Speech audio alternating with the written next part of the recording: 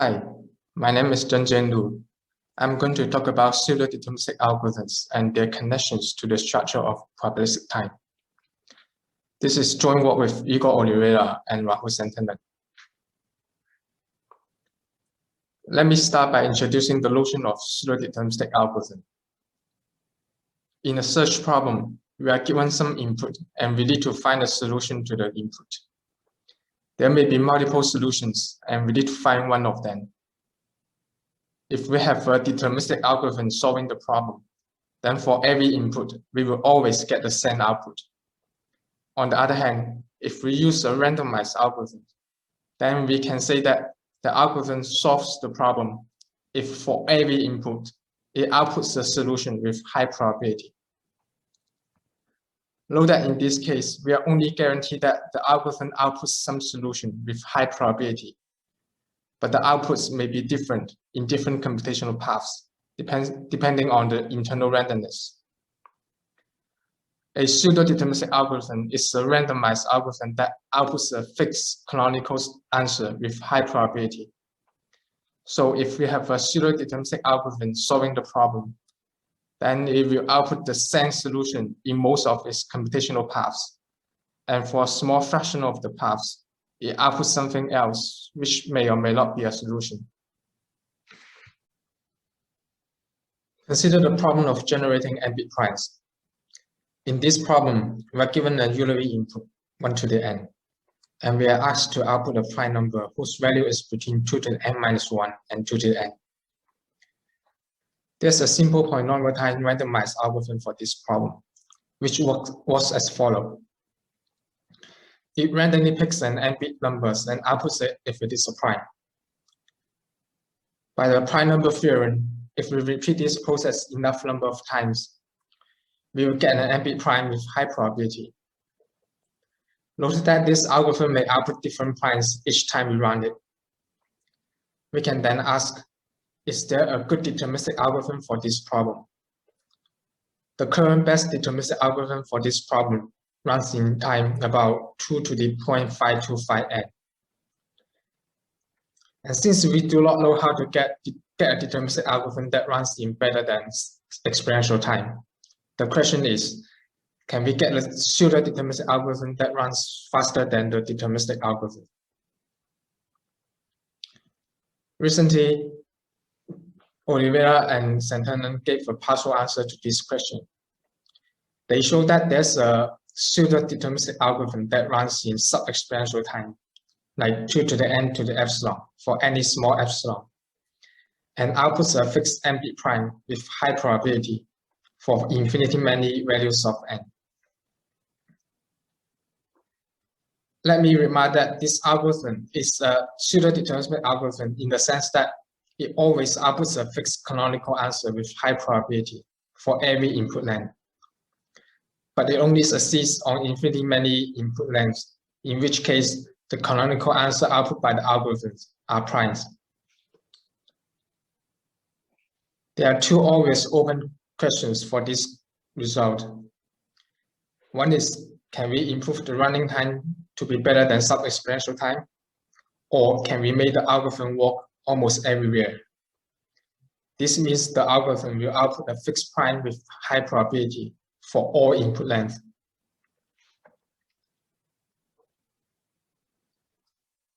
Let's move to the other topic, which is probabilistic time hierarchy. A hierarchy theorem is a statement which says that when given more resources, such as time, one can compute more problems. There are very good hierarchy theorems for deterministic time and non-deterministic time. Both say that there exists some language that is in time t, but not in time slightly less than t. However, for probabilistic time, we do not know a hierarchy theorem that is as good as this. For example, it was known that for all k, there's a language in BP sub-exponential time, but not in BP time n to the k. The question here is, can we get something that is much better than BP sub-exponential time? Ideally, we would like to say that for all k, there's a language in BPP, but not in BP time n to the k. Another open problem is to make it almost everywhere. which means we want to say that the language is hard against BP time n to the k for all large input lengths. If we consider BP time with otherwise, there's a much better hierarchy theorem by Fortnow and Santana. They show that for all k, there's a language in BPP with 1 bit otherwise, but not in BP time n to the k with 1 bit otherwise. This work studies the connections between pseudo-deterministic algorithms and probabilistic time hierarchy. And we show that these connections go in both directions. On the one hand, we show how to use the existing BPP time hierarchy theorem with 1 bit otherwise to get new pseudo-deterministic constructions for primes. On the other hand, we show that if one can get pseudo-deterministic algorithms for certain problems that are better than what we currently know, then we get a better probabilistic time hierarchy theorem. Let me explain our results in the first direction. Recall the results of Oliveira and Santana mentioned earlier. There are two ways to interpret their results. From an algorithmic perspective, they gave a probabilistic algorithm that runs in sub-exponential time and outputs a fixed prime with high probability, say at least 2/3, for infinity many values of n. From a data compression perspective, their algorithm shows that there exists an infinite sequence of primes, such that each of these primes can be compressed to logarithmic bits, and it can be decompressed in sub-exponential time with high probability. In this work, we show the following new results. Again, from an algorithmic perspective, we show a probabilistic algorithm that runs in polynomial time instead of sub-exponential time, and it outputs a fixed prime with a non-trivial probability, which is 1/2 to the n to the epsilon for infinity many values of n. Note that if we use the simple probabilistic algorithm for generating primes, we can only say that we will get some fixed prime with exponentially small probability. The probability in our algorithm is 1/, sub-exponential, which is non-trivial. And from the perspective of compression, our algorithm implies that there exists an infinite sequence of primes, such that each of these primes can be compressed to subpolynomially many bits, and it can be decompressed in polynomial time with high probability instead of sub-exponential time.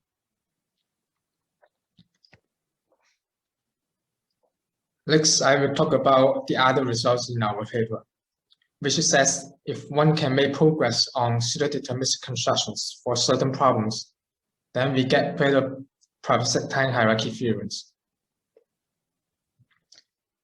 We consider the circuit acceptance probability problem, or CAPP. It is defined as follows. Given a polynomial-sized circuit C on n input bits, we are asked to output a number mu that is within 1/10 of the probability that C accepts a uniform random input. In the work of Oliveira and Santana, they gave a pseudo-deterministic algorithm for CAPP that runs in time 2 to the n to the epsilon.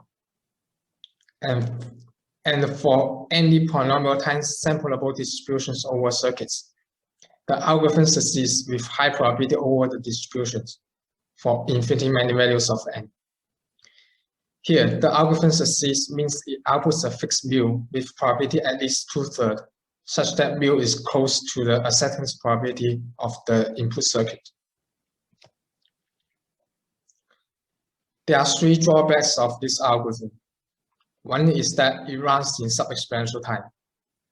The second is that it works in the average case, because it succeeds only with high probability over polynomial time sampleable distributions. The last is that it is infinite orphans, as it only succeeds on infinity many values of n. In this work, we show that if any of these three drawbacks is improved, then we will get better probabilistic hierarchy theorems. More precisely, if the running time can be improved from sub-exponential to some time t, then for all k, there exists a language in pp time t of n, but not in pp time n to the k. Secondly, if the algorithm can be made almost everywhere, then there exists a language in pp time t of n that is hard against pp time n to the k for all large input lengths.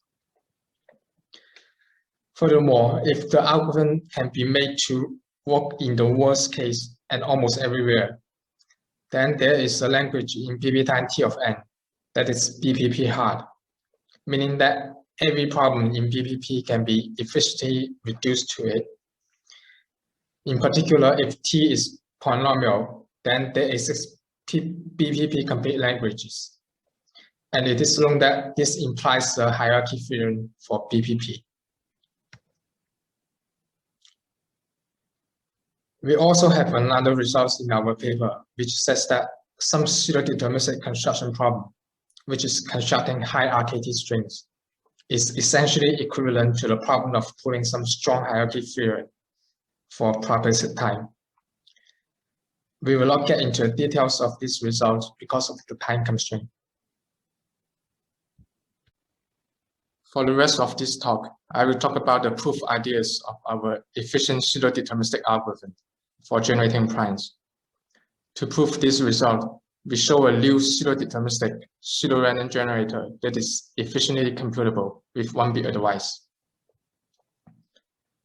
Let's recall the definition of a pseudo-random generator.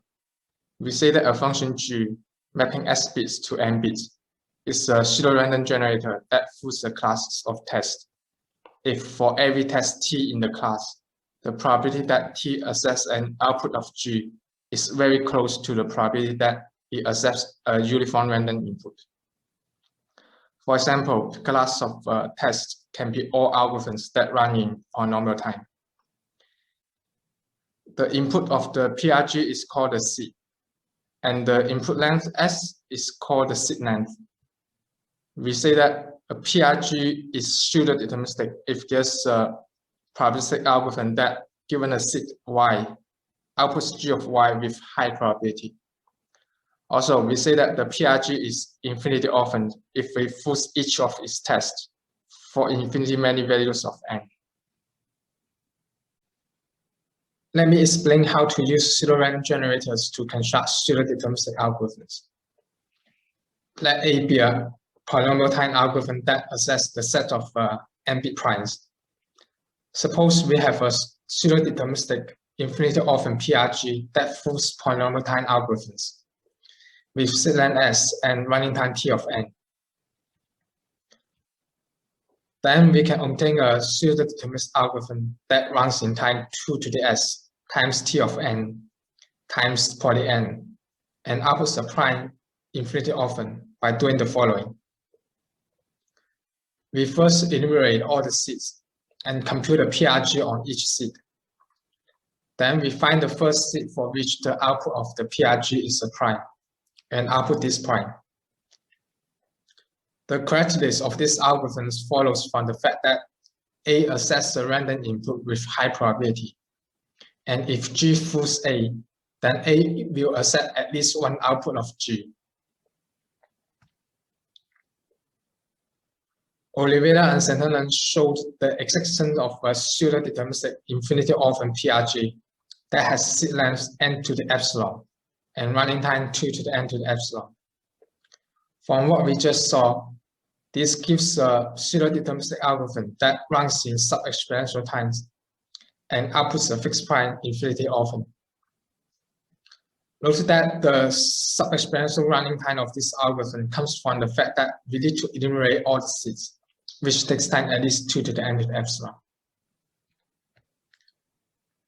Now suppose we only want an algorithm that outputs a fixed prime with long trivial probability.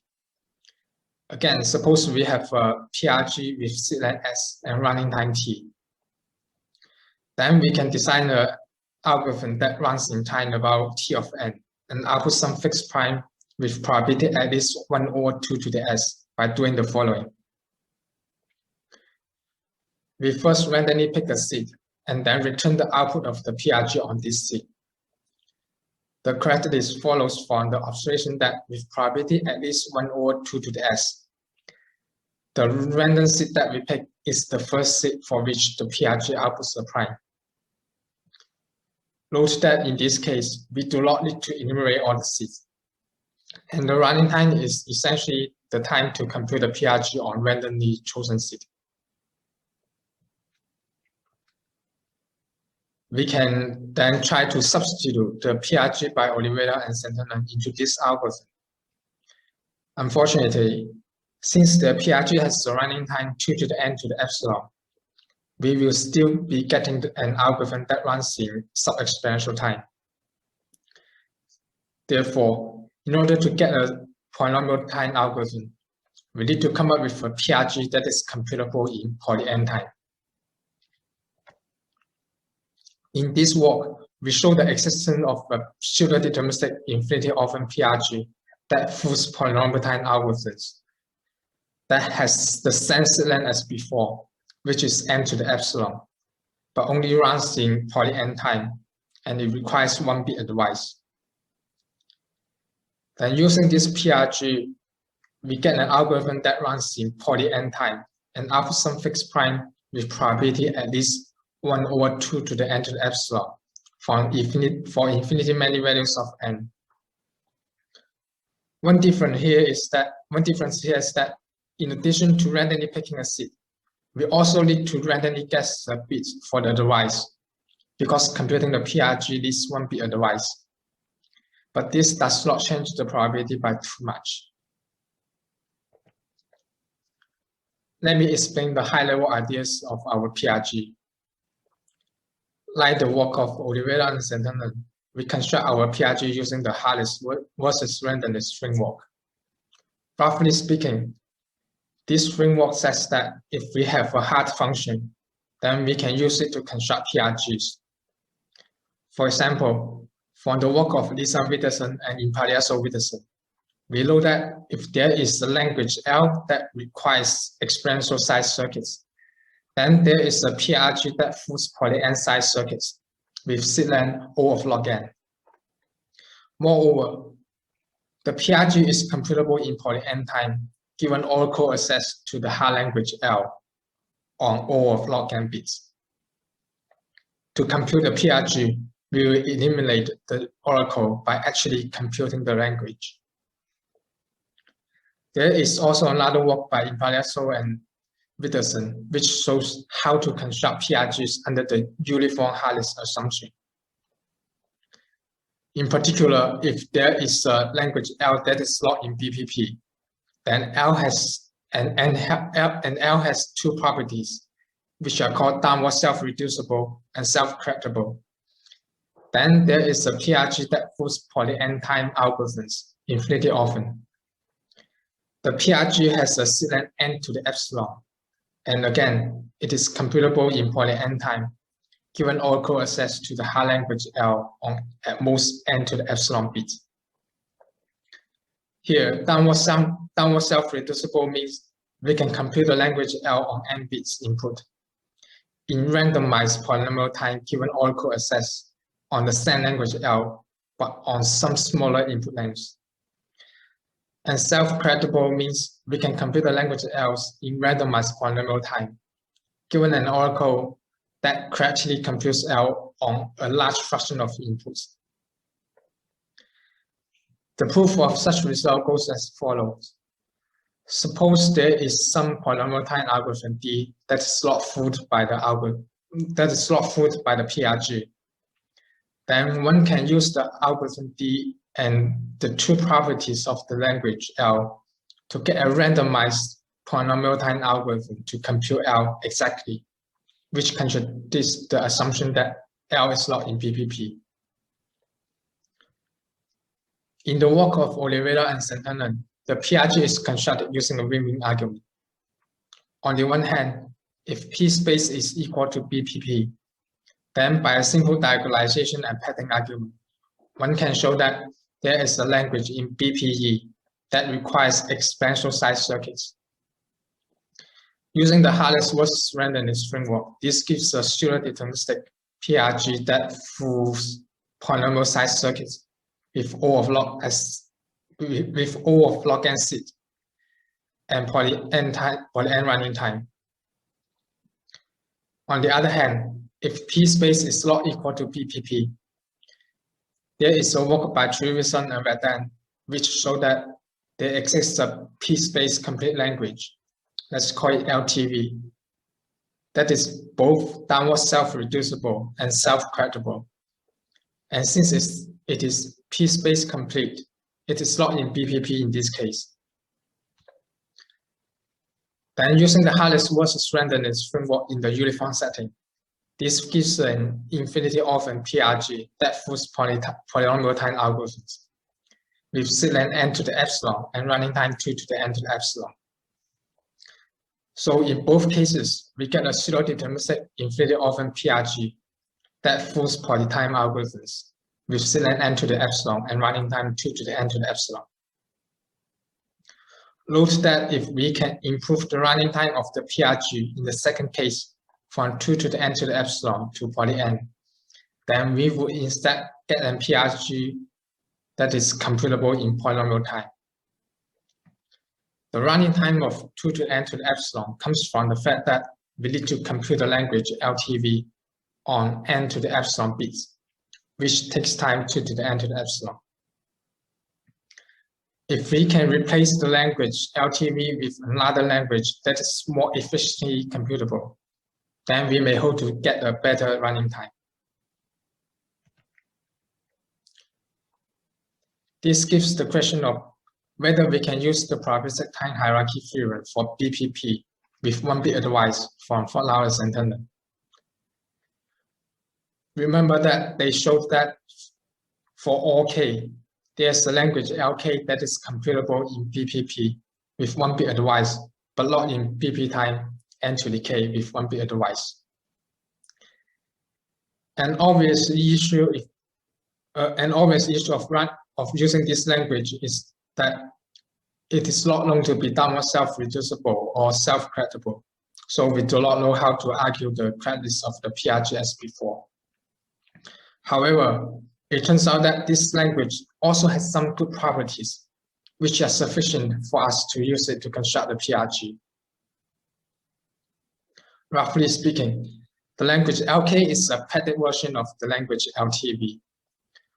On an input X, we view it as two parts, Y and Z, where Z is the padding. Then we accept X if and only if the length of the padding is long enough and if Y belongs to LTV. The first condition is where we need the 1-bit advice. The key observation is that this language is downward self-reducible and self-correctable on the good input lengths.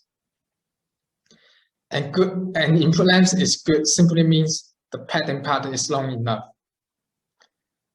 We will not get into the exact meaning of this sentence in this talk. The intuition is that if the input length is good, then deciding LK is the same as deciding whether Y belongs to LTV. And in this case, we can show that the language LK inherits those good properties from LTV. Given this observation, we can use LK to construct the PRG and argue the correctness as follows.